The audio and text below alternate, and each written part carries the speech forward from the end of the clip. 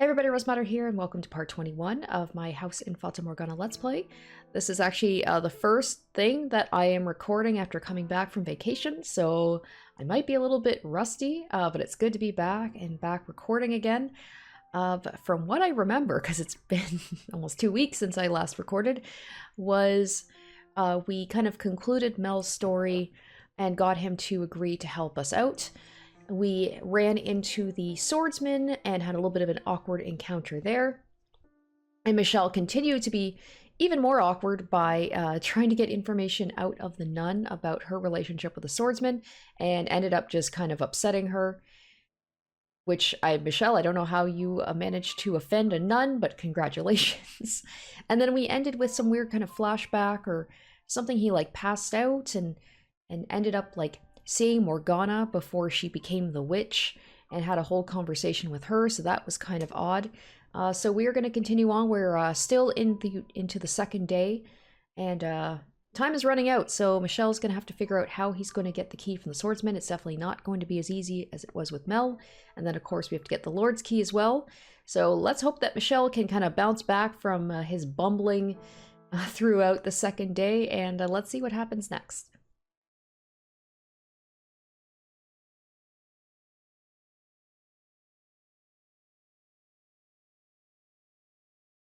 Michel? Michel, are you there? Are you alright? Get up, Michel, please. Oh, thank goodness, you're awake. Did I pass out? You're awake. Are you okay? Did you hit your head? Nellie, you gave everyone a big scare, dearest Michel. All of a sudden, you were just on the ground. Are you feeling unwell? No, I just have a natural sensitivity to sunlight. I apologize for any concern I caused you. I'm sorry for worrying you too, Giselle, and for that rather shameful display.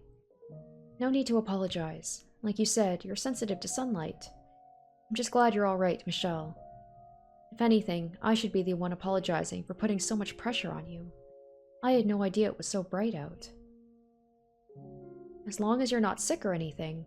So you're feeling better now? My head still hurts a little, but yes, I'm fine. What time is it? Almost supper time. Uh-oh, we're running out of time here. He wasted almost a whole day being passed out. Which means I'd better get back to the cottage. Was I really out that long? At least you woke up before supper. I should get going, though. I'll see you tomorrow, Michel. Good night, Nellie. Tomorrow is the day before Morgana's supposed to die. Our time is limited enough as it is. That said, Giselle, I saw Morgana. What do you mean? How? I don't know if it was in a world of her creation or simply a dream, but in it I spoke with Morgana when she was still alive. What was she like? Not like the Morgana we know now, not someone who seems to feed off hatred. So she really was a saint in life, like Mel described her. Though I got the impression being a saint was more like a chain around her ankle, the only way she was able to derive meaning from her life. Not to mention the utter sense of solitude brought about by the knowledge that no one like her would ever come into her life. Do you think she wanted to break free from the chains then? Even if she were able to, she would never be able to return to anything resembling normal. I was just about to say, like, this is all this correlation between, like, Michel and Morgana. They're very similar in a lot of ways, much like I'll never have a normal body. Although... Oh, you're awake. That's good. What, you came to check up on me? Don't act so surprised. I'm plenty capable of showing concern for others. That said, no, that's not actually why I'm here. He looks pale. I know you're not feeling well, but if you're up for it, would you mind joining me for supper? I don't know why you'd make such a big deal about asking me to. He's the one asking. Oh, the swordsman. He's probably like, what's up with this guy? Why does he know so much about Mel? He's probably gonna get pissed off at Mel for, like, giving out that, information about him. I think he's getting suspicious. Oh no. Michel has to try and play it cool, which he's not the best at. I see. I apologize for not handling my encounter with him better. Don't be. If he was sure I was playing him, I wouldn't be here. So don't blame yourself. Though, I would still appreciate it if you came. Absolutely. Turning him down would only give him more reason to be suspicious. True enough. I'll do my best not to let anything slip. You try and do the same, alright? We'll see how the two of these guys do. Mel might be able to keep himself a little bit more calm, but he also kind of has a habit of flying off the handle sometimes, or getting flustered. Of course. And then Michel just has a habit of being able to say, like, the most awkward thing imaginable. Well, let's get going then. Could the nun have told him what I said to her? Yeah, he was... Oh, that whole encounter with the nun was so freaking awkward. I feel like Michel, he's probably more similar to me than I'd like to admit. Just like, why did I say that? Well, why? Whatever this is about, we don't want to keep him waiting. Be on your guard. I will.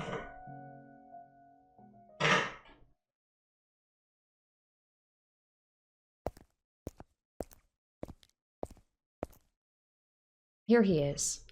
I see that. I've been waiting. I saved you a couple of seats, so go on, sit down. This is not a tense dinner at all. This is unbearable. What's the matter, Mel? You have hardly touched your food. Lost your appetite? I've never been a very big eater. No? Then why don't you give the rest to your friend here? It's a bit bland, but it's passable. Wouldn't you say? This pressure is nothing if not overwhelming. How does he expect anyone to eat with air so tense? And Mel refuses to even look at him. Considering he's the reason Mel's involved in this at all, I can understand not wanting to make eye contact. Or even be in the same room. Are you not going to eat either? Don't worry, there's no poison in it. The thought never even crossed my mind. Why would you think I'd be concerned about my meal being poisoned? It was only a joke. I don't see the Lord anywhere. He's gone back to his manor. I thought you were his bodyguard. He is a lord. He has more than one guard. Why did you invite us to supper? Is there any reason I shouldn't have? There are plenty. Such as? Like, I imagine anyone would feel a bit overwhelmed dining with the Lord's personal bodyguard. Like that. In fact, I'm surprised you two knew each other at all, let alone were on good enough terms to share supper together. You haven't told this man anything, have you, Mel? Nothing. All I told him was you were the Lord's bodyguard. I see. You want to know what kind of terms we're on? What? We're accomplices. Oh wow, is he straight up just gonna be like, I'm gonna lay it all out for you? Such a shame this was how your reunion had to turn out. You finally get to see him again, only to learn he's a criminal. Wait, what are you... What crimes might you be referring to? Take a guess. What sort of atrocities do you think we're committing? This is a good way for the swordsman to kind of suss it out, be like, alright, are you gonna slip? How much do you really know? Kind of gauge their reactions. Put the pressure on them. What is he doing? Why would he tell you that? He wants to gauge my reaction, I assume. I have to choose my words carefully. I can't say too much, but I won't get anywhere saying nothing either. Just in case I have the choice of what to say, I will save. How should I handle this? I have no idea. I wish in these, you know, situations here, I could choose, and depending on if I say the right or wrong thing, if I could, like, get a bad ending or something. I do wish I had more options. All I'm asking you to do is guess. Just say the first thing that comes to mind. You're putting me on the spot, telling me my friend is a criminal and asking me to guess his crime. Did you honestly think you would get any sort of answer out of me? You make a fair point. Then allow me to change the question. If you found out a friend of yours was a criminal, would you still be able to be their friend? That question makes you uncomfortable too. Consider it a sort of sideshow to liven up our meal. Don't take it too seriously. It would depend on if they feel guilty about what they've done, and if they have any intention of making penance for their crimes. And Mel, well, he's someone who'd be ashamed of any wrongdoing he might or might not have participated in. I see. What about you? If you had done something you knew to be wrong, would you be ashamed? Would you make penance? Maybe, maybe not. You've one hell of a friend here, Mel. Michel, that was your name, wasn't it? Do you have any other friends? I don't have many, no. Any in this land? No. Why do you ask? I don't have any friends here either. Or maybe I never had any at all. Maybe he wants to be your friend, Michel. Somehow I doubt that. Yeah, I guess not. Any family? I left home some time ago. Are they too far to visit regularly? Jeez, what's with the 21 questions? Why do you want to know? I'm in a similar situation myself. This is maybe where we have that connection of, like, these people that were kind of cast away from where they live. Their family kind of abandon them, or, like, they don't speak to their family anymore. They feel like outsiders. This is maybe where we can get in with the swordsman and maybe have some common ground here. I thought it might be nice to, jeez, saying that, literally, find some common ground. I find it difficult to take him at his word. So you made the long journey all the way out here so you could see him? That I did. This is just a small detour in his travels. That's what you told me, isn't it? That's right. How very gracious of you to go so far out of your way for him. Oh, and Mel, I have a question for you as well. What kind of question? Think of it like a little game. You're standing on the edge of a cliff. On your left is your sister, and on your right, him. They're both about to fall. You can only save one of them. Whose hand do you grab? Surely this isn't the first time you've heard the scenario proposed. It's not real, it's just hypothetical. Don't take it so seriously. That's like that's his catchphrase. Don't take it so seriously. Come on, it's just a game. You know that, right? You don't need to answer. As he said, I'm only here to see him. When I heard there was going to be a festival, I requested permission to remain until then. If that displeases you for any reason, I apologize. But, hypothetical or not, a question like that makes it uncomfortable for everyone involved. Michelle's like, for once, I'm not the awkward one around here. Or are you trying to make him feel cornered? Not at all. It was merely a question. I never meant to make him uncomfortable. My apologies. Now, I suppose I should take my leave. Or as it seems, my presence makes it hard to enjoy the food. Relax, I'm not staying here tonight. I won't get in the way of your reunion anymore. You said you'd be here until the Harvest Festival? They're supposed to be putting on quite the impressive event. Look forward to it. May I ask you one thing before you go? What do you think of the nun? Are you very close to her? Alright, okay. I mean, if the swordsman's gonna go ahead and just put things out in the open, I guess Michel might as well too. He's gotta shoot a shot here. I'm not close to anyone.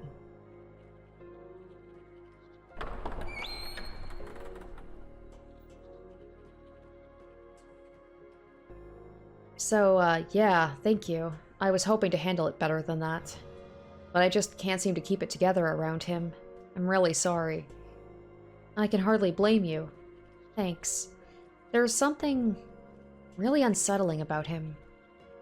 I can't say I disagree. What was the deal with that question anyway? The cliff one? Yeah. I think it's best if you don't linger on it. Any way you look at it, he had to be. Never mind. Anyway, keep your eye out. You probably want to be extra careful tonight. After all that, I'm scared he might be up to something.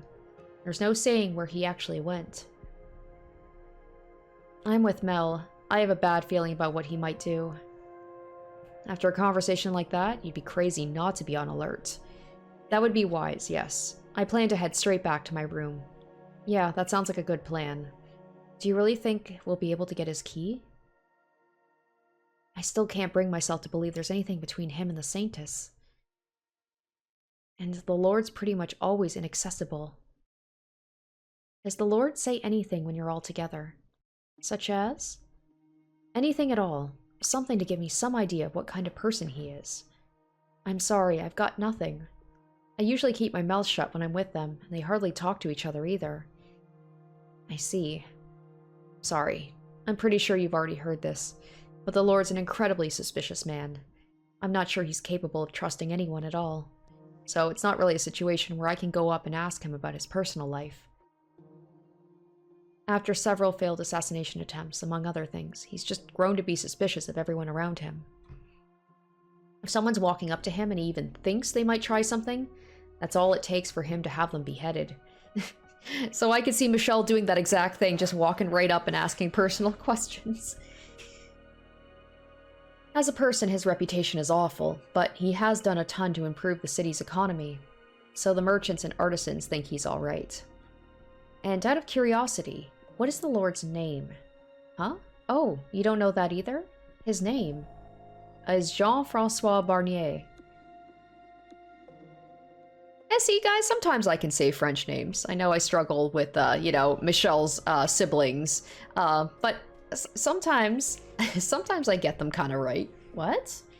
That name doesn't fit him at all. Not one bit. He does not look like a Jean-Francois. Could that mean he's not the Lord, then? No, the Lord is the only other person who did enough to earn Morgana's wrath and be on the receiving end of her reconstruction wish. It has to be him. But between this and the nun, like, the only thing is, like, both the names start with a J. Wouldn't that be a crazy twist if it ended up being someone completely different? Between this and the nun being named Marie, things are starting to get a bit muddled.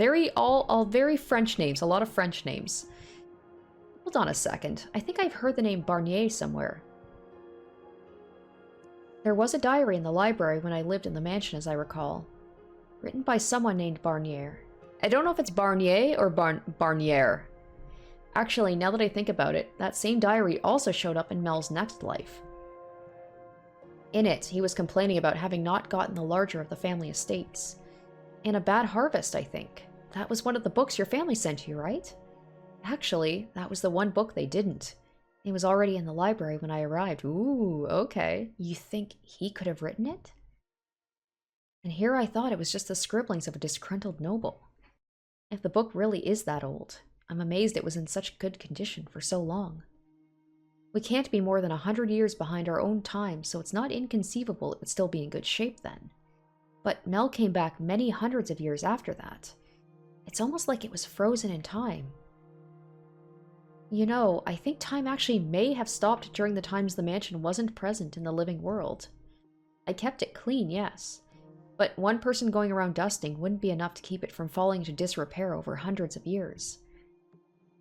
Just what on earth is that mansion? Is it also part of Morgana's miracle? What's the matter? You've just been standing there staring off into space. He's gone into NPC mode where he's just like idle animation and just being very quiet. Oh, sorry, I got lost in thought. You seem to do that a lot. Just go off into your own world. I swear, you've got to be more absent-minded than me. That's not important though, I guess. Anyway, so I've been trying to think of ways I could help, but sorry, I haven't been able to come up with anything. It's fine. I'm simply glad to have you on my side. Sure. Well, I should get back to my room. If you have any good ideas, let me know. I will. I should head back too. Dang, so we basically only have one more day, and we haven't even got any information about the Lord except his name. But this book thing, that could be maybe a clue onto like what type of person he is. I know we don't have much time, Michel, and that concerns you, but try not to agonize over it so much. I'm sorry. After how well yesterday went, it just feels like we're coming to a screeching halt. Honestly, I'm having trouble processing everything. How about for now we just focus on the immediate issues? I suppose. To start with, we're going to want to talk to the nun again tomorrow. We might have an easier time of it if we brought Mel or Nellie along. She'd probably be more inclined to believe us about the observation tower if it came from them. That might work, though it presents another potential problem. What if she doesn't believe them? It could put the two of them at risk. And there's also the chance she's not involved with the swordsman at all, as she claims. In which case, convincing her doesn't get us any closer to getting the truth out of him. Maybe it'd be better to approach it from the Lord's... Oh, did you hear that? It came from over by the window. Maybe it's a cat.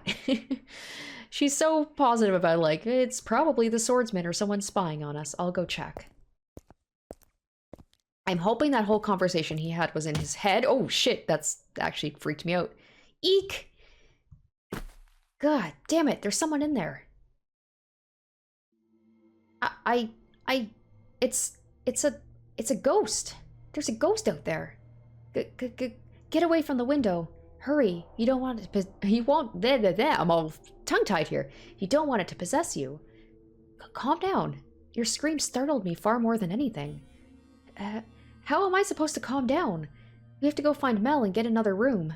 We can't stay in this one any longer. No way. I don't think it was a ghost. In fact, I'm going after them. Oh no. What? No, you can't be serious. Michel, it's like, we should probably stay in our room. Let's go do the exact opposite.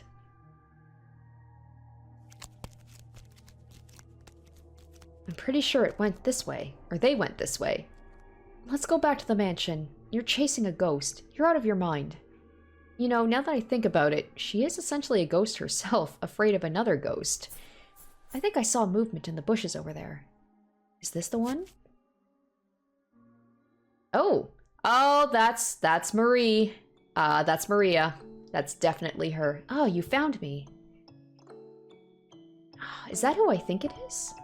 Be a good boy and pretend you never saw me. Got it? I'm off. Hold on. Go after her. Stop, please. I want to talk to you. You stop. Why are you chasing me?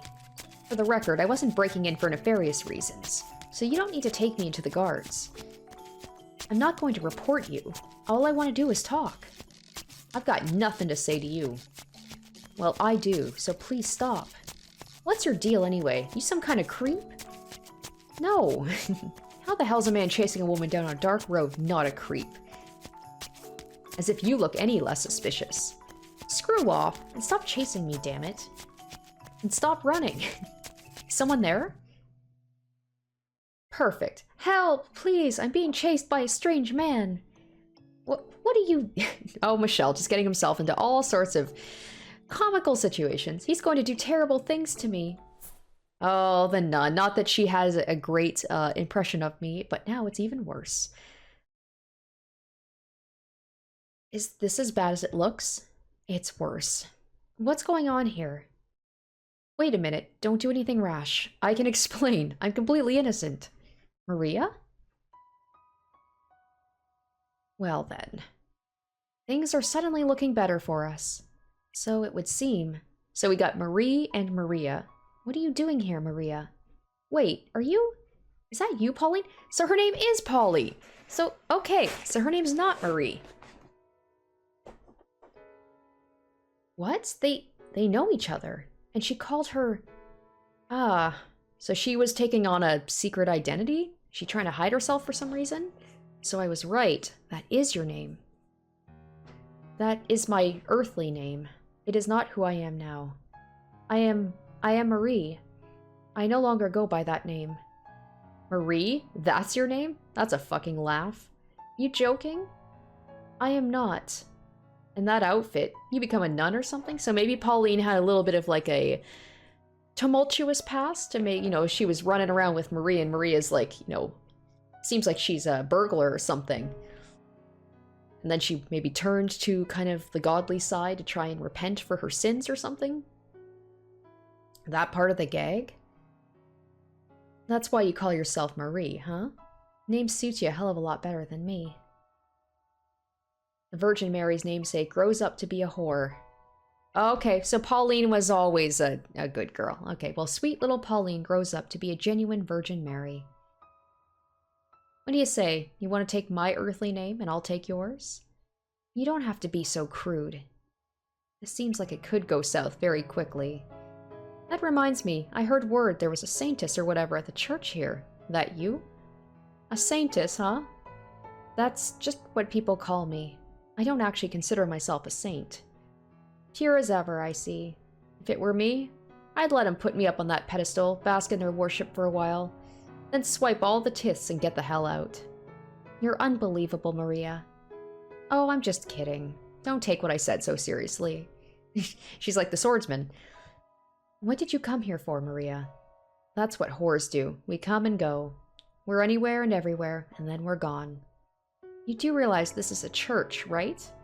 I know. Sacred ground. No place for a dirty old prostitute like me. I'm going to hell, yada yada. I didn't say that. I would prefer you refrained from working on church property. I was on my way out, in fact. But then this white-haired dude came after me. I do believe you tried to break into my room first.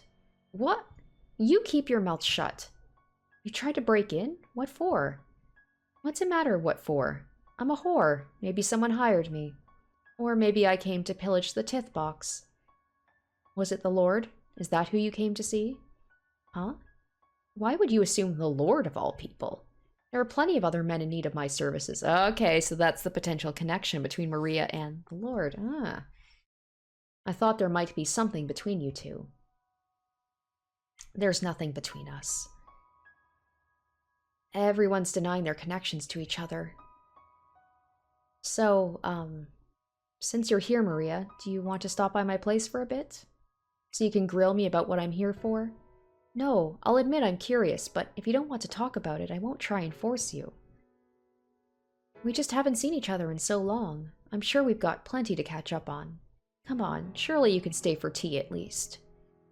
They don't call you the Saintess for nothing, huh? You'll even invite a whore into your house for friendly chit-chat. I wish you would stop calling me that. You're an old friend who I haven't seen in years. It's only natural to want to catch up, is it not? They're old friends? Not sure that exactly applies to us, you know? But sure, why not? Though to tell you the truth, I have no idea what the hell we'd even talk about, so I'll agree to come on one condition. White hair here comes with. Hey, there we go. That's a nice slide in there. Who, me? You can't let this opportunity go. Now that we know the nun is Pauline, we might be able to get more out of her. That's fair, but still. I'm not sure how comfortable I am bringing a man into the house with only girls. She's more like, I'm not sure how comfortable I am when he grilled me last time about my relationships with a swordsman. You know, when she's supposed to be like a nun who doesn't partake in relationships. Basically implying that she is going against her, what's the word I'm thinking of? Like her duties or like her teachings or whatever, like, you know, the sacraments or whatever that nuns take. And you tell I'm not like a super religious person? And I'm not sure how comfortable I am going. What's the big deal? You afraid he might turn feral? Like a swordsman? No, he ain't that kind of guy. You got nothing to worry about. You seem to trust me quite a bit for someone you just met. Not so much trust, more like the air you give off? Air? You don't look like you've got the balls to do it. What did you just say? Damn it, that stings worse than she has any way of knowing. Don't let it get to you. There's nothing you could do about that. Well, what are you waiting for? Go on, get your butts moving. Okay. I'm not sure I like where this is going. Giselle's right, though. This could be a good chance to get some new information. Ah! What is it? I just remembered. Something vital? She called me a creep. In the third door, she kept calling me a creep. It just occurred to me now. She was talking about me like that behind my back. I can't believe she'd do that. Let it slide for now. It's something she does in the future, after all. I'm not a creep, am I? Well, considering what you were like at the time, I can't really blame her for thinking that. Ugh, I wish I could erase that phase of my life entirely. Even I get shivers thinking of the maid me. I honestly don't think it was that bad myself. I'll take that as a compliment. Please do. That maid outfit, though, is quite alright. Okay, Michelle's into maids. Alright, alright.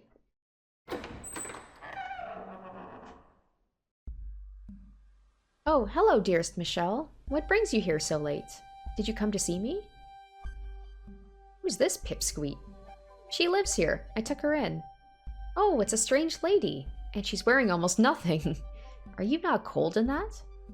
Girl, you don't make it in this business worrying about the cold. What kind of work do you do? Your clothes are really pretty colors, like something a princess would wear. In a way, I am kinda like a princess. A wicked princess who goes around Maria, she does not need to hear that. Oh, what's the fuss? I'm just giving her a glimpse of the real world. And you think now is the time for that? This isn't awkward or anything. Also, what is this dearest Michel about? You two a thing or something? Seems a bit young for you. No, that's just what she calls me. That's what I call my brothers. He's my number 2 brother, but we're not related. My real brother's back at the church. He's got the same color hair as me, and we look a little alike. Oh, really? Must be a pretty good-looking fellow if he's related to you. Of course he is. I wouldn't let him be my brother if he didn't look good. That's quite the assertion, Nellie. It's so lively in here. I'm stranded in uncharted territory. Oh, I bet you're stiff as a board out there. Relax. Deep breaths. You're asking the impossible. Alright, well, sit down and make yourselves comfortable, everyone. I'll go make some tea and something to snack on while I'm in there. It's a girls' night in. This'll be fun. Why is Michel here, though? You have no idea how much I wish I knew. Oh, that's not important, but you know what is? 3 girls, 1 guy. That's gotta be rough. Actually, make that 4 girls. Why would that be rough? Tell me, you've got 3 girls in 1 room. What do you think they're gonna be talking about? Love, romance. And there he sits all alone in a pink cloud of girl talk. That sounds uncomfortable. And we get to watch him twist and squirm. That sounds like fun. Is this literally the reason Maria invited me over, is like revenge? What do they think I am, their plaything? I didn't just sense you smiling too, did I? Oh, no, not at all. I was just thinking I feel kind of bad for you. Why don't I believe you? We don't have time for this. Morgana's still locked up in that tower, even as we speak. I get where you're coming from, but I don't think this will turn out to be a waste of time. All 3 of them have ties to the men with the keys. We could very well learn something from their conversation that could lead to a breakthrough. So, I say we participate, see where it goes. Especially if they're going to be talking about love and romance, you know? You know, if Maria is connected to the Lord and Pauline is connected to the swordsman, this is a good break for us. What's this? Already friends, you two? Yep, I like this new lady a lot. She's a sweet little girl. What's not to love? Hee hee hee. You know, that kind of makes me jealous. It took you a long time to warm up to me, Nellie. What? No, it didn't. I don't think. I don't know. It felt to me like you were keeping your distance. Well, you know, it's not easy to work up the courage to talk to a real-life saint. Oh, Nellie, you know it's not that big of a deal. I'm not even a real saint. So, what's the conversation? Love, romance. How about your taste in guys? Oh. Do you have anyone? A crush? A special someone? You do, don't you? I'm a servant of God the Father, so no, I do not have anyone. Oh, come on, we won't tell. Promise. Forbidden love, so romantic, so exciting. Haha. You know, I think you should go first, Nellie. I was like, Nellie, don't actually say who you love. Then it's gonna get real awkward. I like princely boys. My brother is the closest thing to my ideal. Oh, I mean my real brother, because that makes that better. You don't say.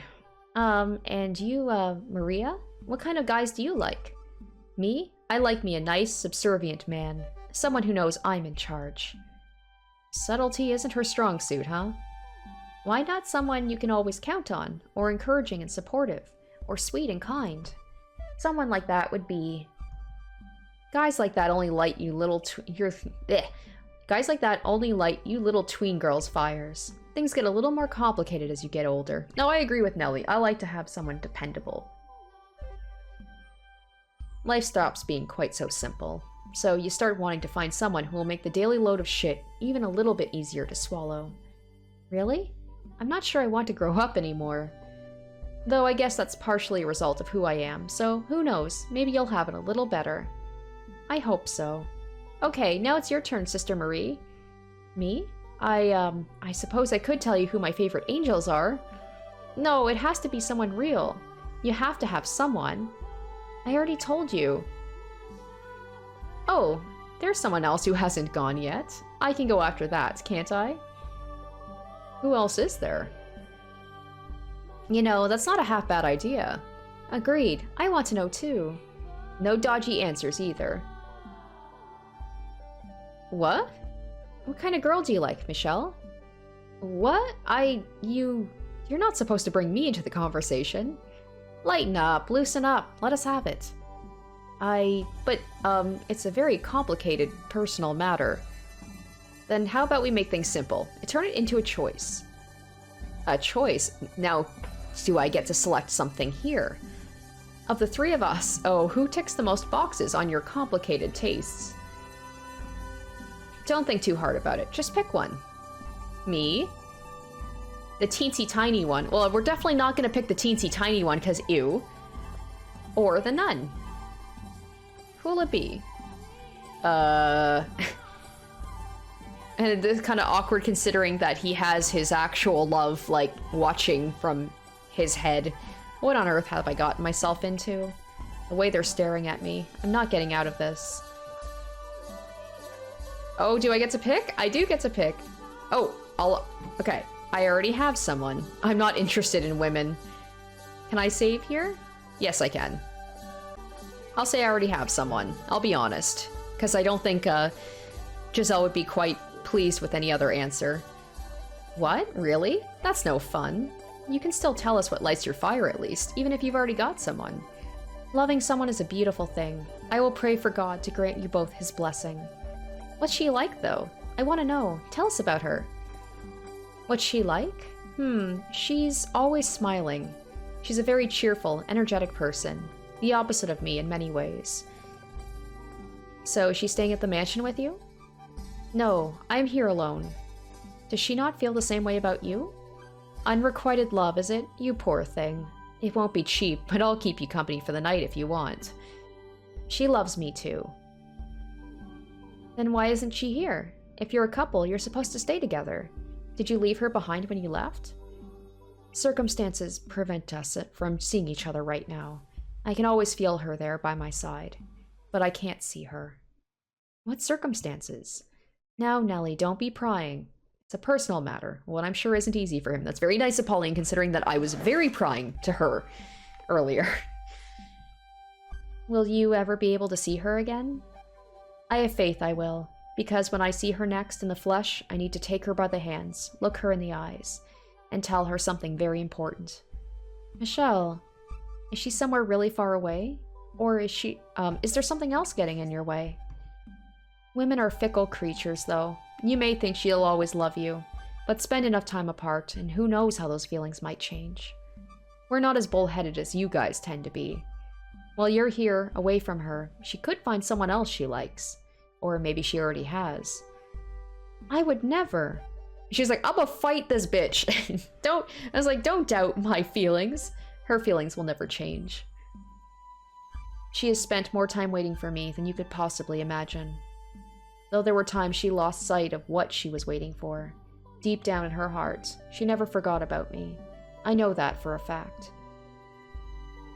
I don't buy that sickly sweet, her love is eternal crap one damn bit. It's short-sighted, ignorant. People change. Their feelings change. It's the ones you think you care most about who will inevitably stab you in the back one day. She could be talking about the Lord.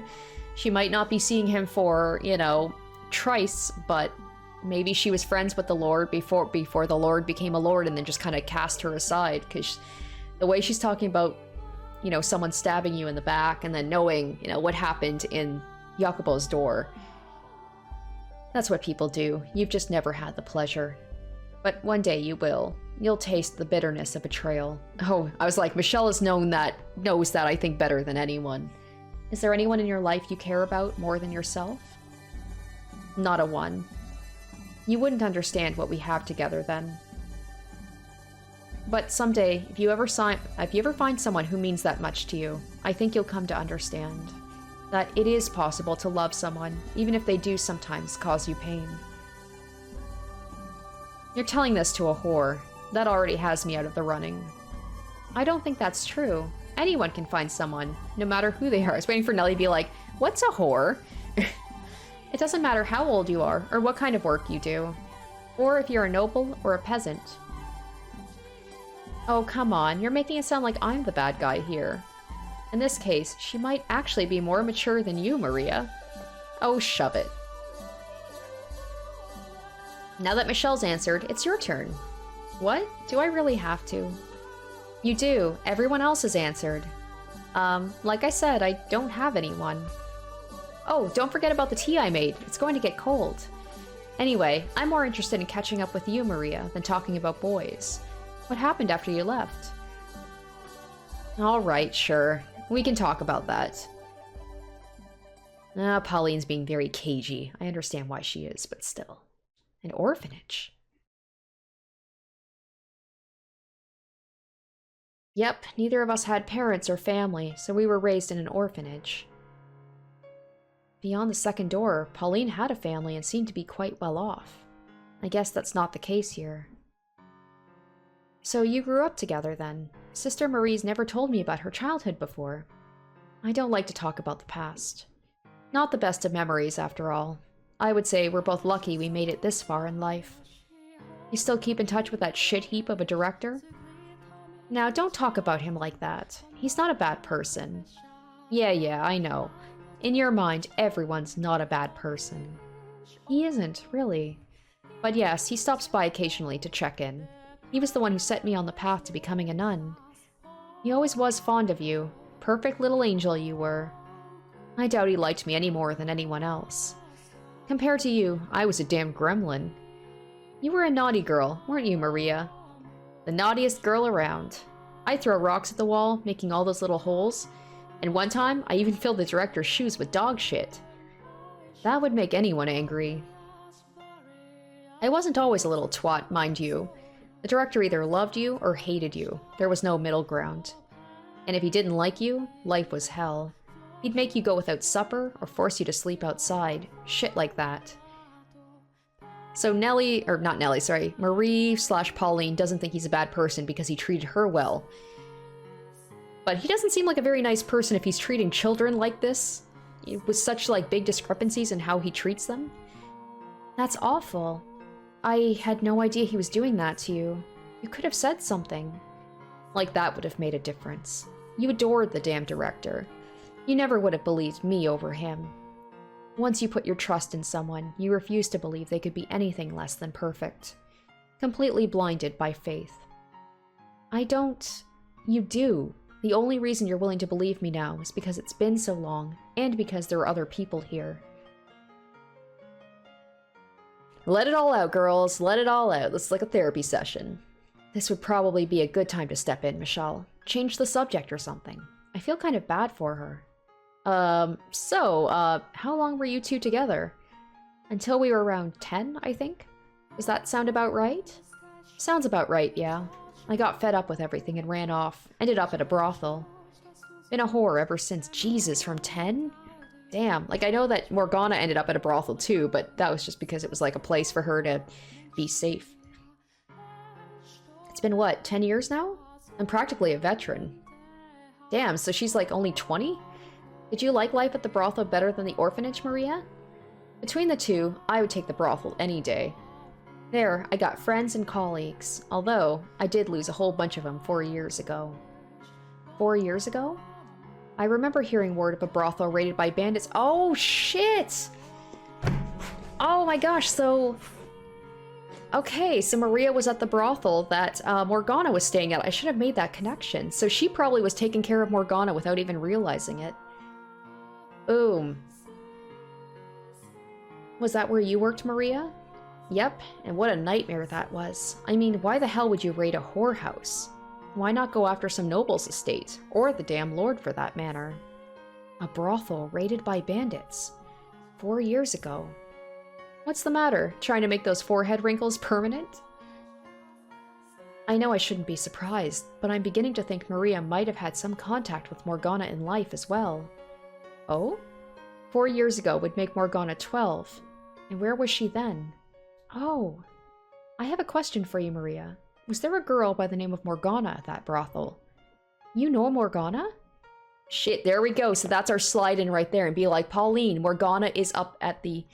So maybe if, Maria has, a fond memories of Morgana, maybe if she finds out she's up in that thing, she'll be like, I'll get that frickin' key off that lord. Maybe she'll convince Pauline to talk to the swordsman. So my suspicion was right. Yeah, Morgana was there. Me and the other girls looked after her together. But after the bandits razed the place, I never saw her again. What a travesty that was. It was chaos. Only a handful of us even survived. I figured she'd either been killed or sold off somewhere. But if you know her, that means she's alive, right? That's great to hear. I've been worried about her ever since. This is our in. This is fantastic.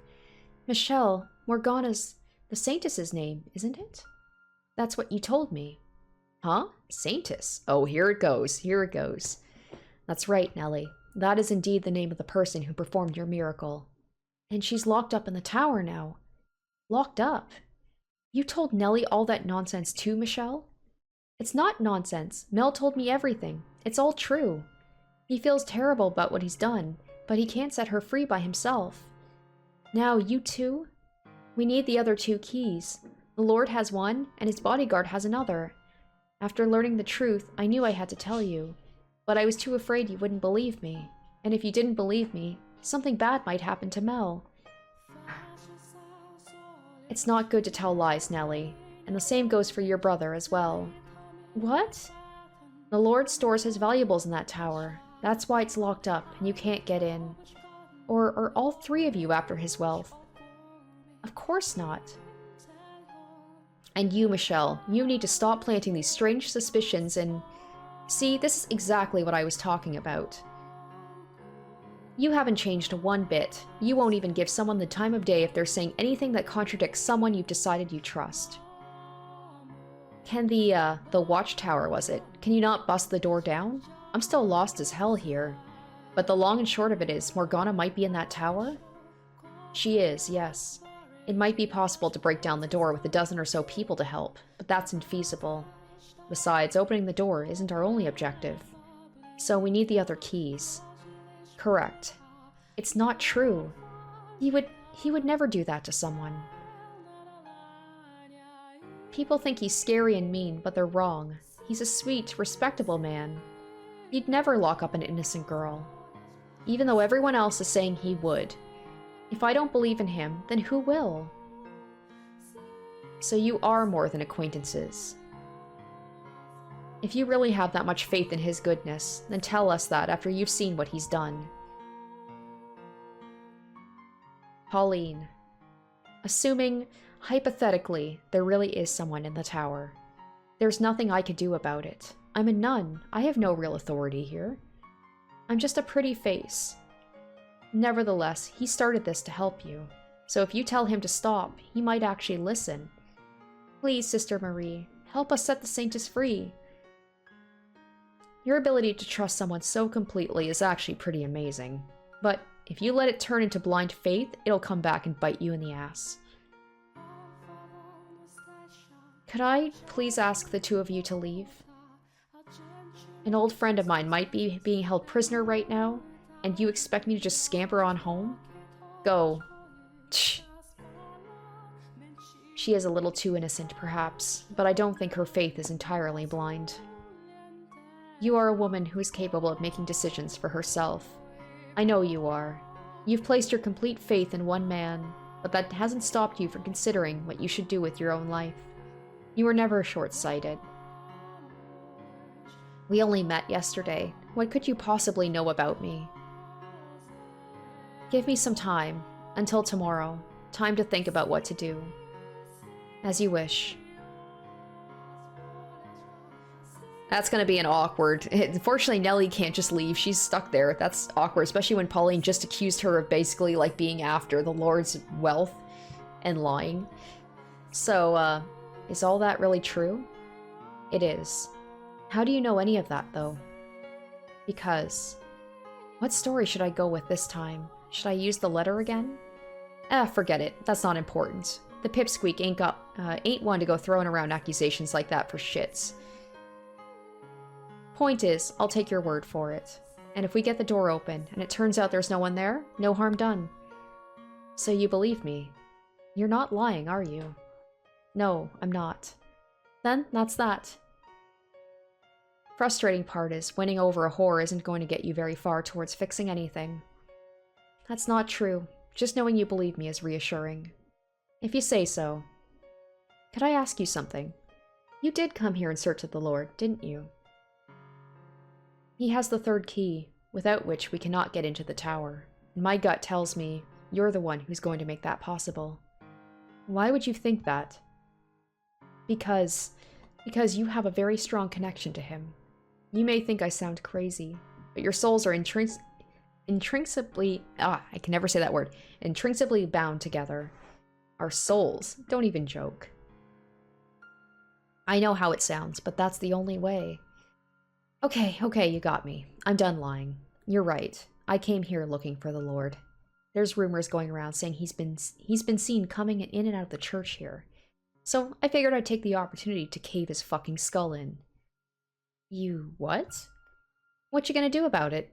Call the guards on me? No, I won't. But tell me, why do you want to kill him? Why? What, are you not from around here? Well, you should know he's one hell of an aggressive ruler. I won't deny he's done wonders for the economy. The city's a great place to be if you're a merchant. Taxes are lower than anywhere else. All you need is enough money and you can buy citizenship. But for the people who've lived here our whole lives, the poor, the peasants, those in need of the most help, it's only getting harder to stay afloat. The gap's getting bigger by the day. While the main street's looking lavish and lively, people are literally starving to death on the back streets. He tore down this vineyard that's been around for generations to make room for more shops. And sure, you can import some damn fine wine from some other city. But where does that leave everyone who can't afford it? That reminds me, in the third door, he ran some other company's factory out of business for his own profit. Different businesses, same practices. Giselle? The merchants, especially those who came in from other cities, get treated like kings, but the Lord still has plenty of enemies. Ah, I see. So you're someone who doesn't think highly of him, then? Pretty much. What will killing one man accomplish, though? Not much, probably. It would make me feel a hell of a lot better, though. Do you not actually know the Lord in person, then? I've met him before, so I know who to look for. But that's about it. There's none of this, what do you call it, intrinsically linked souls crap? No fucking thank you. Maria says she's met him, and Morgana mentioned seeing prostitutes at the Lord's Manor when she was first taken there. Could she have been one of them, then? Changing the subject a bit, there's something I wanted to ask you about Pauline. Frankly, her being a nun, it doesn't make a damn lick of sense to me. What do you mean? I mean, this isn't what she wanted with her life. When we were kids at the orphanage, she wasn't exactly this pillar of faith. We said grace before meals, but only because those were the rules. All ceremony, nothing more to it. She appears to be quite devout to me. I'm thinking something had to make her that way, forced her into the role. The girl I knew was pretty unexceptional. Had her head in the clouds, though, so we never really got along. But she was always talking about how when she left the orphanage, she'd find the perfect man, fall in love, get married. You could practically see the hearts in her eyes. They'd buy a comfortable house, have a few kids, maybe get a dog. It would be a happy family, warm, peaceful. And every time she told me this, I'd snort and tell her she needed to get herself a more original dream. At which point she'd start crying and calling me mean. Wow, Maria was an impressively jaded 10-year-old girl. She was a girl in love with love, and now she's a bloody nun. I guess it kinda makes sense as an extension of her unwavering trust shtick. But I mean, come on. Surely she could have chosen someone better to put that trust in. Anyway, I guess what I'm trying to get at is, as unreceptive as she was back there, she wasn't doing it maliciously. Not that I have any right to defend her after all the shit I gave her about it. You know, you're making it very hard to tell whether you like her or not. Don't think too hard about it. Just sticking up for an old acquaintance. Anyway, I think I'll head back. As concerned as I am about Morgana, there ain't much I can do. Guards aren't gonna believe the ramblings of some whore, especially not when she's making accusations about the damn Lord. That part's gonna be the real bitch, I figure. If there's anything I can do, let me know. You can find me at the brothel in town. Well, I'm off. It's late. I'm not sure how safe it is for you to be wandering around in the dark alone. Maybe I should accompany you. Don't worry, this is my home turf. She's like, if anything, I'd have to defend you. Besides, if someone did attack, I'm pretty sure I could outrun you. And overpower you with that. Damn, she is emasculating. I kinda like her. Ugh, the worst part is she's probably right. But... Oh, interesting. I wasn't expecting a choice here. I'll say, if you're certain, very well. Hopefully this won't come back and bite me in the ass. I appreciate the thought. See ya. Hold on a second. Something else you needed?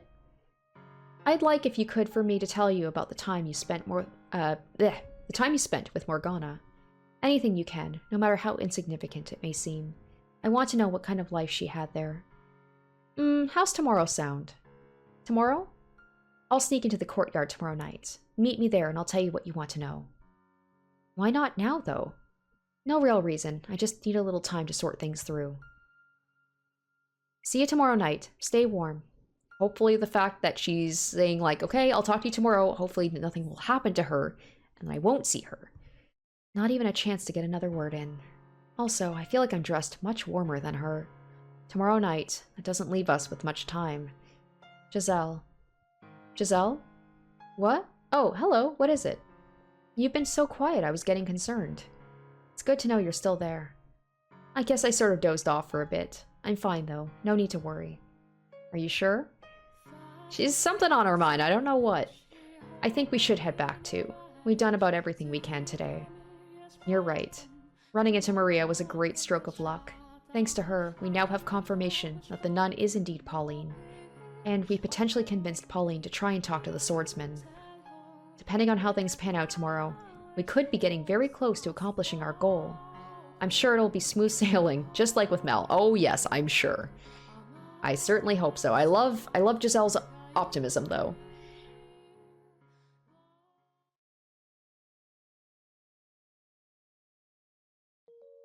So before you go to sleep, do you want to talk for a bit? Of course. In fact, I was about to ask you the same thing. That's what you say, but on the inside, you actually enjoy being surrounded by girls more than talking to me, don't you? And you seem to enjoy teasing me. I'm just kidding. Truthfully, I don't think I've ever wished you were there to save me more than then. I've never been comfortable in such spirited environments. Put 3 women in a room and it will get like that, yeah. It can be overstimulating. I could not have been more out of my element. I don't know, you seem to fit in pretty well to me. You really think so? You made for a great plaything. Oh yes, I'm quite good at that, aren't I? I will say, there was one thing about the whole affair that surprised me. Oh? What would that be? I did not expect I'd be able to have such a normal social interaction. And not because I'm awkward or a poor conversationalist. For most of my life I was cursed, irregular, and you were the only one who didn't treat me like that. That came to be what I saw as normal. And as such, being able to participate in a social gathering like that is a very exotic sensation. It feels almost like it shouldn't be possible. You are normal, Michel. An ordinary man. This right here, this is what I wish I always had in life. And for me to finally attain it in death. Though I suppose lamenting the details would make me ungrateful. I'm glad to have had the experience, though. I'm glad to hear it. So, I know I've been talking about how much I want to save Morgana, and that hasn't changed. Neither has my desire to change everyone's future. But if you want to leave this place, to go somewhere far away and have a life of your own, you have my full support. You've got everything you ever wanted. You have the right to choose to stay here, live in this time. I wouldn't dream of it. I'm not going to leave you trapped in that darkness. I will not make the same mistake twice.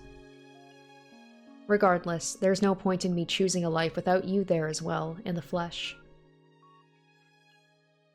Okay then. Well, I'll be in here waiting. Hopefully not for long. I really think Morgana and I have a great deal in common. What? One the daughter of God, one a demon child. We were both forced into inhuman roles, living lives of solitude, constantly having things we cared about taken away from us, including, ultimately, our lives. The big difference between me and her is that I had you. If you hadn't been there at the end of my mortal life, perhaps I too would have grown to despise those who would put me through such misery, curse their very souls. She had no one, though, not a single person to be there for her in her final days. From what she told us, though, her life wasn't all sorrow and misery. She did eventually come to find happiness in her time at the brothel. A very, very small part of her life, there was some happiness.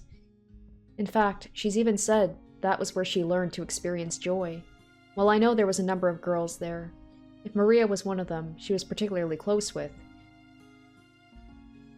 perhaps her being here could have a positive effect on Morgana.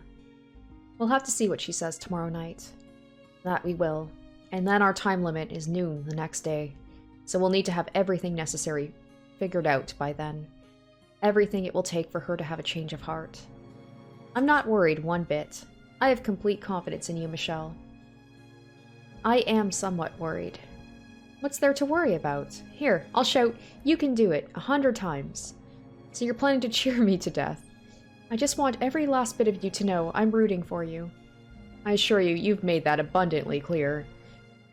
We all need a Giselle in our heads to be our little cheerleaders, even if that's our own brain, just to stay positive and be like, you can do it. Hey, there was something I wanted to tell you, if that's all right. Yes? When I learned about your past and about your body, it came as a big shock to me. That said, I'm confident you know my feelings for you haven't changed one bit. I do. But what I want you to know that even if I had found out back then, instead of after having waited hundreds of years for you to return, my feelings still would not have changed. If you had told me while we were alive, I would have still accepted you. Now, of course, I know it's not something you could have come out with so easily, especially considering everything you went through because of it. We only lived together for a little over a year, and we were only partners for a month, so I understand how difficult it would have been to think I wouldn't push you away, but I'm not sure you grasped just how much I loved you, even then. My wounds ran deeper than even I knew, and them fully healing was simply not possible. Anyone else's touch, anyone else's warmth, my heart and body would have rejected. I sincerely wish I had expressed that to you more clearly. That it had to be you, that I needed you. I did believe at the time that I could start over with you, that we could have a normal life together. Or, well, I fooled myself into believing it. But I could never rid myself of the guilt and shame at how it was impossible for me to give that to you. I would imagine our future together. You smiling with our children in your arms, playing with them, scolding them, teaching them. And then I would remember, I'm incapable of giving you those children, of even engaging in the prerequisite acts. And the more I wished for your happiness, the tighter that guilt constricted me. I do apologize for not saying anything. It carried far more weight than any one person should ever have to carry alone. But you don't have to do that anymore. For one, I'll support you no matter what. And in this time, you're normal to everyone, not only me. You have allies. You don't have to take everything on yourself anymore. I love you, Michel. I do. I absolutely adore you. What? Where is this coming from?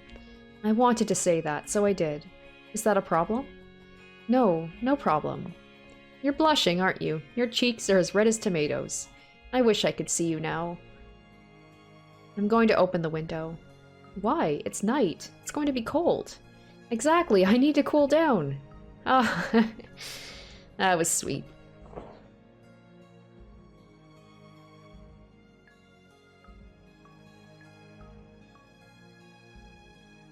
What are you eyeing at? Oh, is it snowing? It's a spring snow. It's gorgeous. He's smiling! Look at him! He's actually smiling. There was hardly a cloud when I was outside earlier, and now it's snowing. Are you worried Maria might catch something out in this weather? Oh, I'm so curious about what would have happened if I had insisted to go with her, if that would have changed a lot. Hopefully she's in bed by now. I've never seen it snow in the spring before. Maybe I just wasn't paying any attention to what lay beyond the dark walls of that house. Maybe. Have you? Have I seen a springtime snow before? I live in Canada. It's not as romantic and sweet if, you know, you're accustomed to it. We get snow up until like April sometimes, so it's just like, yeah, it's not, for us it's just like, ah, this shit again. It can be beautiful, but like if you're accustomed to it, it's not quite as special. 3 or 4 times, perhaps. So not very often, no. So you've seen this already. Would it have been better if I hadn't? No, that's not what I'm saying. I just thought it would be nice if it were the first time for both of us. You sound like a little kid. Is that childish? Well, I don't mind either way. I'm still glad my first time seeing it isn't alone. Are you seeing what I'm seeing? Little specks of white drifting through the darkness. Yes, I can see it. It's beautiful. I'm happy I could see this with you too.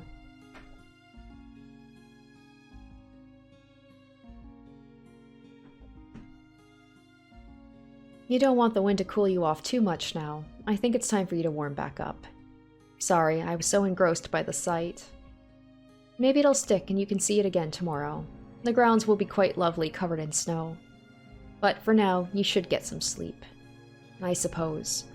You already passed out once today. You need to make sure you're well rested. Hard to argue with that. I'll be counting on your help again tomorrow. Our success or failure depends on how tomorrow goes. That it does. Let's make it count. Good night, Giselle. Good night, Michel.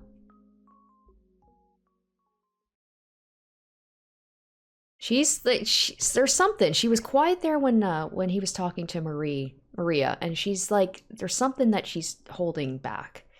One day until her death. She's trying to sound all chipper and like positive for Michel, but there's something bothering her.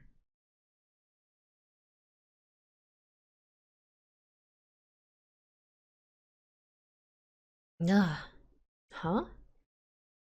My head feels like someone drove a spike through it. Oh shit, did he get kidnapped by the swordsman? This is the, what's it called? This is the basement, where the thing was written. Didn't Maria, she went down there into, or somebody went down there, it may have been Maria, and she saw something that was written in her handwriting.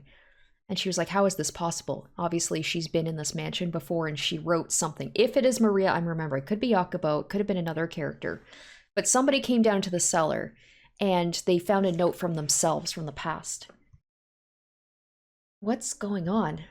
Am I in the cellar? Ah, what? Oh, he's tied up. My hands are tied behind my back.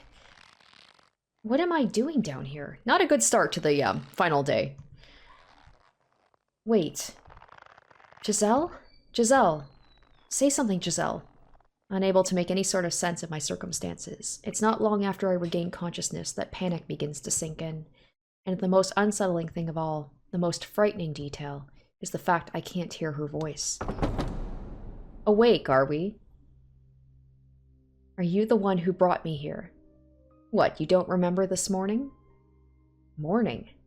Right, I woke up because I heard someone enter the room, and then he hit me over the head. You're not dead, at least. That's good. Maybe he heard my conversation with Maria and Pauline? What do you hope to accomplish by tying me up and bringing me down here? Remember what I said last night at supper about me putting on a little sideshow for you? What?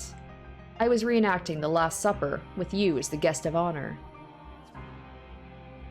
Oh, now I see. When you were asking if I had any family or friends, it was so like nobody would notice his disappearance. You were trying to find out if anyone would notice if I disappeared. If anyone would make any noise. You're sharper than you look. If only you'd caught on yesterday. Please, Giselle, say something. Giselle, why won't you answer me? Why can't I hear your voice? Why can't I feel you there? You're a quiet one. I thought you'd be a little louder. What made you decide to get rid of me? Did the nun say something? She has nothing to do with this. I have permission from the Lord to act at my own discretion. Should I come across anyone acting suspicious? This doesn't seem in the least bit wrong to you? I wouldn't say that. You're an acquaintance's friend who made a long trip to come see him, and I have you tied up in the cellar. That's not what I would consider right, no. But seeing as you're good enough friends for him to let you stay here, I assume he's also spilled everything. He never had what it took, that boy. If I were to guess, it got to be too much for him to handle. So he went to a friend, to you. Oh shit. Which means he probably took care. Hopefully he hasn't killed Mel already. Maybe he just has him tied up somewhere too. Leave him out of this. I see. So, how much did he tell you? If you come clean, I might even let you go. Get rid of him, have you take his place. I said leave him out of this. So you're determined not to talk, are you? What a loyal friend. Listen to me. Listen? Oh, I'm listening. Oh, look at that face. Because you have a lot of talking to do.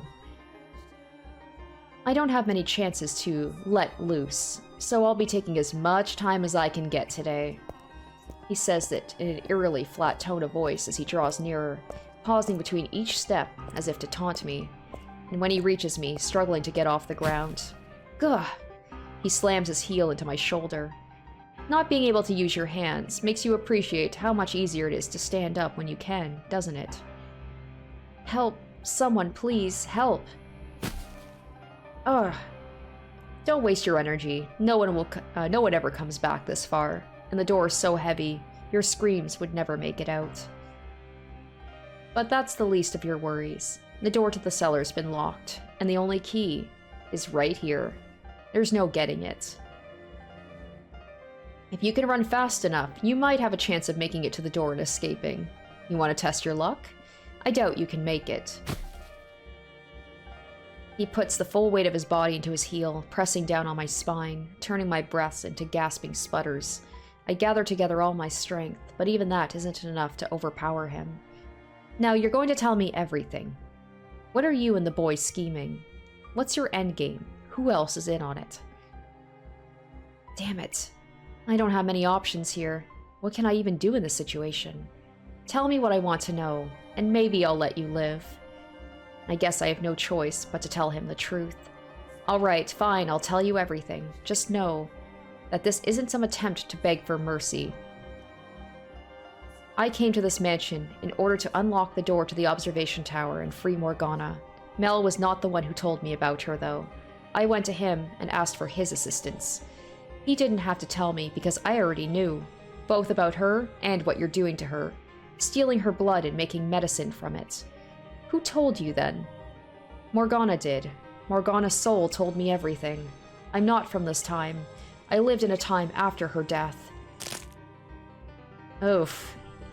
It takes me several moments to process what just happened. Did he break a finger or something? A fire runs up my arm for my little finger, only turning into pain when it finally reaches my brain. I twist my head back to see the man on top of me, holding my right hand. My fingers snap backwards at its second joint. Ugh. I'll ask you again. Because he liked doing that. He did that before with, like, in his flashback in the door, right? Where he broke a person's fingers one by one. I'll ask you again. Who told you? Morgana did. She dies on the day of the Harvest Festival. Next up is your ring finger, and then your middle if you insist on keeping this up. I'm telling you the truth. She bears so much hatred. She cast a curse on your souls. I've seen what happens in your next life. Ah! Gah. Now you're resorting to souls and next lives. I'm genuinely impressed. What lies are you going to cook up next, white-haired knave? If I don't set Morgana free, your souls will be enslaved for all eternity, imprisoned in this cursed mansion. When the bell tolls noon on the day of the Harvest Festival, you'll lose everything. All of you will. You cannot escape it unless you do something. And the nun, the reason you locked Morgana up in the first place, she won't be safe either. She'll be killed. Ugh. 2 fingers left. Can you keep up with the act that long? Everything I'm saying is the truth. I've seen it all with my own 2 eyes.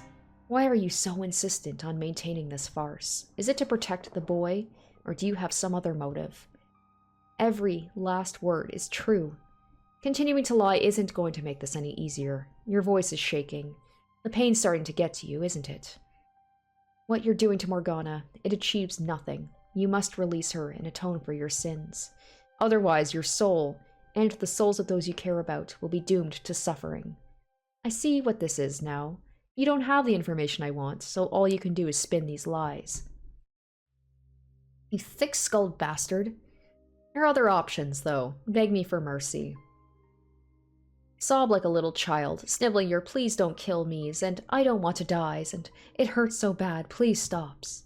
Grovel on the ground, you tiny, pathetic man. And if you can entertain me, maybe I'll consider it. I will never shed another tear, and I will never beg for your damned mercy. Nothing I've said to you has been a lie. Some cheap attempt to fool you into letting me go. Every word of it is true. I know the sins you burdened your soul with. I know the fate that awaits you in your next life, and I will gladly tell you every detail. Ugh. You're down to just your thumb. Now go on, if you're so eager to tell me. Let's hear about my supposed next life, shall we? In your next life, you lose your memory in an accident, causing you to forget your own humanity. The innate savagery you normally keep hidden beneath a mask is released, unrestricted, and you turn into a creature no more than... No, you turn into a beast. My mask? You murder countless people, including the woman you once called your lover. Lover? Hers is a name you know very well. Pauline, your tether. My tether? How do you know that word? Ooh. He got through to him somewhere at the tether thing, because I know everything. I know what you wanted. I know what you were never able to obtain. You idolized humanity, and you yearned for peace. You're telling me I kill the nun in my next life? I am. That is the fate that lies waiting for you. Her love for you is so strong, she refuses to believe you're dead. She leaves her seaside hometown in search of you, and she finds you. But you slaughter her. Did you say she lived in a city on the sea? In addition to her, you also lose someone else, a woman who tried to give you the peace you so desired, which eventually causes you to succumb entirely to instinct. Enough! Ugh. Alright, fine. Now I know what you are. You're no mere seasoned liar. You're some kind of evil spirit that deceives humans. You're peering into my heart, tailoring your lies specifically to manipulate me. I am not. I swear. I have seen everything that happens. Enough. But there's a chance you can change your fate. All you have to do is cease your involvement in Morgana's imprisonment, set her free, allay the hatred she bears for you. Are you deaf? I said I've heard enough. Release Morgana. Save your soul. Give her a better future. Silence! Ooh.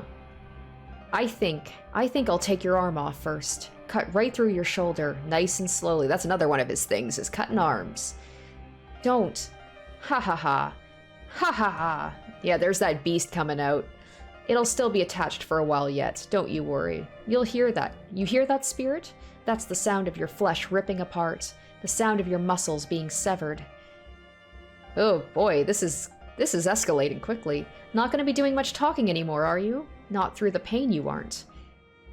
Ugh. Ah! Plead for your life, spirit. Beg for mercy. Admit it was all a sham. Apologize. Let the room fill with your cries of agony. Nothing was a sham. Every last word. It's all the truth. I'll rip that head right off your shoulders. I don't care who or what you are anymore. You're dead. You will do no such thing. Oh shit, Pauline. That's Pauline, isn't it? Yep. Get back. You will not harm him further. Pauline? Now how did she get in, right? Because he said the only one who has the key. Made it seem like it was him, but it was probably her. Here we go. What? What are you doing here, Pauline? I told you to stay away. And the door was locked. Oh shit, so okay. Never mind. I opened it. You. One of Nellie's hairpins was long enough to get into the lock and undo it. She won't be getting much use of it anymore, though. I busted it up pretty badly in the process. The locks on the tower door are too complex, but the one here is a lot simpler. I bet you never expected me to go cat burglar on you, huh? Look at you, Mel, you're doing stuff. You stupid boy. What was your question last night again? Something about being on the edge of a cliff or whatever? Look at him! So proud, Mel! Character development. Well, here's your answer. I'll do everything I can to save both of them. This is terrible. How could you?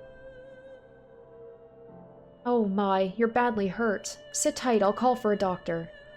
Don't worry about me. You need to talk to him. To get him to talk. We've got to do something about you, though. I'll get that wound patched up at least, until you can get it properly checked out. Thank you. Was it you who went to get Pauline? No, I ran into her while I was looking for you, which is when she told me she was looking for him. Neither of us were having any luck, so we scoured the mansion together. And when we reached the stairs to the cellar and heard the screaming, my worst fears were confirmed. So I picked the lock, and here we are. I'm sorry we didn't make it sooner. This could have been avoided. God, look at what he did to you. There's so much blood. And your fingers. No, you made it just in time. My arm's still attached, and I'm not dead. Neither of which would be true without you. So I guess this means I actually did something good for once. Did something for someone other than myself. That you did.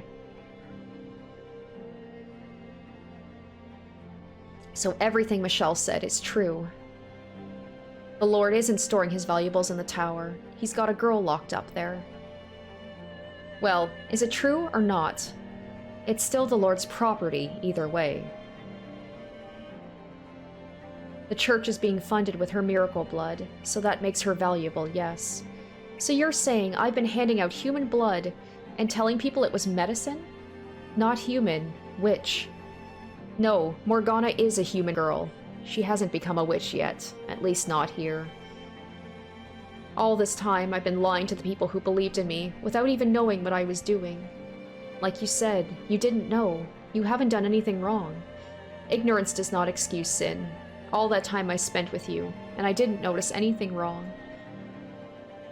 That was the idea. You weren't supposed to notice anything. It's not your fault I deceived you. It's unreasonable to think you should have been able to. All that. You did it to help me, though, didn't you? Like a stupid little girl, I assumed it was all out of the good of your heart, never once stopping to think any deeper than that, about where it was all coming from. Maria was right. I was blind. I was content to be pleased about the people I thought I was helping. I want you to do something for me. I want you to set this girl, set Morgana free. Please, do not make your sins any greater than they already are. But without the witch's blood, we lose the Lord's patronage, and then the church. What good is a church that isn't actually saving anyone? Actually, no, that's avoiding the point entirely. What do you mean? To tell you the truth, I never really cared about the church at all. Alright, now we're getting into Pauline's thing. How did she end up becoming a nun? Was she, like, forced into it? There was this whole thing about the director and how they, like, forced her to move into, like, this specific church. There had to have been a reason. You what? How can you say that when you've always been so unconditionally charitable, even if it meant giving away food or money you needed yourself? People call you the saintess because that's what you are, a saint. It's true, I do that. But the fact is, I'm no saint. I don't deserve to be held up as one, nor do I belong in that position. I'm just an ordinary girl, just like Morgana. I never wanted to be a nun, you know? I just didn't have any other options available to me. And I sure didn't have the confidence to make it out there on my own like Maria. So I did as I was told, and to keep myself from thinking it was a mistake, from feeling dissatisfied with that choice, I put everything I had into my responsibilities to the church. My unconditional charity was rooted entirely in selfishness, and the longer I kept it up, the harder it became to stop. I forgot what I really wanted. And what would that be? A normal, happy life as an ordinary girl. In a city on the water. What? That's what you said your dream was, for your next life. Oh, that's why he freaked out. Right. A quiet life with the man I love. You might get that wish, in fact. Huh? That's what you said, wasn't it? That in her next life, she lives in a city by the sea. That's correct. In your next life, Pauline, you are not a nun. You're an ordinary girl who lives in a seaside city. A sweet, cheerful, energetic girl who wears her heart on her sleeve. You have both your mother and father. And I... So you believe me now? I don't know. Your claims are utterly ridiculous, but it is getting harder to think you're lying. If that's what you really wanted, Pauline, what should I have done instead? I envied what you had, that solace. The last thing I wanted was for you to lose it. But you're saying you found no peace in that life. That's right. So what should I have done? I wanted you to take me away from this place, somewhere far away. I wanted you to make it so I could be Pauline, not Marie. That would have been my ideal life, to live with you, to have a family with you. How? How was I supposed to know? You couldn't possibly have known, I realize that. And that makes me every bit as complicit as you. Set Morgana free. I will be expected to pay for my crimes. That itself is not a problem. I have every intention of facing the consequences. But we have done terrible, gruesome things. I don't know what the usual punishment for is such as this. Let's try that again. I don't know what the usual punishment for such is in this land. But if I had to guess, I would say execution. And me being an outsider makes it easier for people to place the blame on it. I won't be able to take you away. We'll find each other again in our next lives, okay? Okay. As I'm sure you heard, my involvement in this conspiracy ends here. I'm glad to hear you decided to take action. Michelle's like, I wish you would have figured that out before you broke all my fingers. Sorry about your fingers and arm. I'm still alive, that's what matters. The third key is in the Lord's possession. You said you needed it by noon of the Harvest Festival, yes? Which means we need to act quickly. That's correct. We must set Morgana free. Before the bell tolls noon tomorrow. And tonight, that's the next time the Lord will be here. Tonight, I'll kill him and take his key. Wait, no, we're not shedding any blood to get his key. That's like how he always solves every problem. Do you remember what I said a few minutes ago about not committing any further sins? He's like, I'm sorry, it's all I have in my repertoire. He's not likely to hand over the key without a fight, though. That's what we got Maria for. We need to convince him, not force his hand. Besides, simply opening the door is not enough. Why not? My goal here is to save Morgana's soul. In order to do that, I need to pacify at least some degree of the hatred she bears in it. A hatred rooted in her perception of you and the things you've done to her. I need to change that perception. I'm not quite following. What do you mean by change her perception? For you and the Lord to tell your stories, to describe what happened from your perspectives. You want my perspective? I do. Something in your motivations or your circumstances might serve to lessen the animosity she holds for you. The greater the discrepancy in what she believes to be the truth and the full story, with everyone's perspectives included, the greater the chance she may have a change of heart. Okay, I now understand what you want from me. However, my perspective will do nothing to serve that end. There's no ambiguity, no justification for my actions. Regardless, I would still like to know the whole truth if you're willing to tell me you're part of it. Okay, I'll come by your room later today. Hey, is it alright if I'm there too? I'm sorry, I would rather if you weren't. Why? Everything you need to know, I've told you already. I captured a witch. No, I kidnapped a young girl for profit and imprisoned her in the tower. My motivation, as I said, was to keep your church funded. Those are the facts. The things I did along the way were brutal and inhumane. I hope you can understand why I wouldn't want the woman I love to hear any of it. I understand. I'll see you again later in the day. I'll be waiting. I should get going too. You're going to need medication and something to get that arm dressed properly. If there's anything else I can get for you, let me know. If you want to see a doctor, I will find you the best one I can. I am so sorry for ever doubting you. No, I understand. I'm glad you came at all. Me too. Well, see you. I'm kind of surprised. He's actually got a soft spot, huh? And I was sure you were so full of it when you said the two of them had a thing going. What does she see in a guy like him anyway? She's got bad taste in guys, that's for sure. You just a little jealous, Mel. What? What's with that look? Just admiring your rather inappropriate remarks. I just love they get back into shit-talking each other. Sorry, I was just so relieved it kinda came out.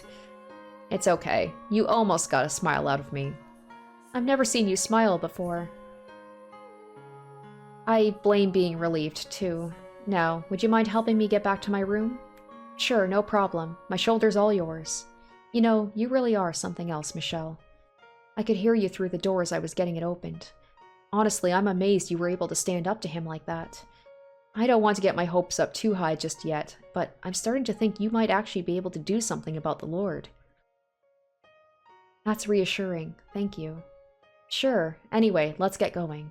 You should get as much rest as you can until he shows up. Well, I mean, you should be going to see a doctor with these wounds. Oh yeah, Nellie's been worried sick about you all day. I'll have to tell her not to pounce on you, because I'm sure she'll come running as soon as she hears we found you.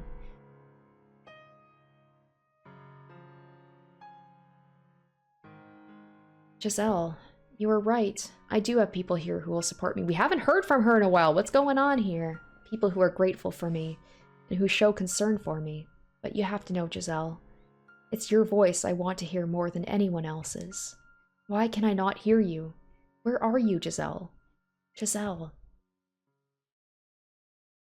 Alright, so that will do it for this episode. Very interesting episode. We finally managed to get through to the swordsman, but it was not easy. We got Maria coming back. We kind of learned a little bit more about Pauline and her past in this world, this timeline. And now with the swordsman on our side, it's just about getting to the Lord. And Maria says she's going to be meeting up with us later that day, and the swordsman's going to come and kind of give his side of the story. The kind of issue that we have here is Giselle. She was acting weird up until like the end of the previous night, and then she seemingly has just disappeared for whatever reason. I'm sure there's a reason for why she has. Maybe she's planning something, I don't know. Still concerning either way. But yeah, with us getting to the final day, or at the final day. I guess no, the final day is the next day, is the Harvest Festival, but we're still kind of working our way to that, so I don't know how much is left of this, but I'm excited to see what the Lord looks like in this world, and how we're going to get to him, and what his connection with Maria is. We'll just have to wait and see. I hope you guys enjoyed this episode, and stay tuned next week for the next episode. Until then, bye guys. Special shoutouts to my top tier patrons: Kaori Makoto, Revealing Storm, Jared Fan, Tequila Mockingbird, Izzy Ibo, Joel Oostman, Asborn Kennedy, Harry Gazif, Icognito, Locus Corollas, Wu Sing Chrysalis, and Lumi Arclight.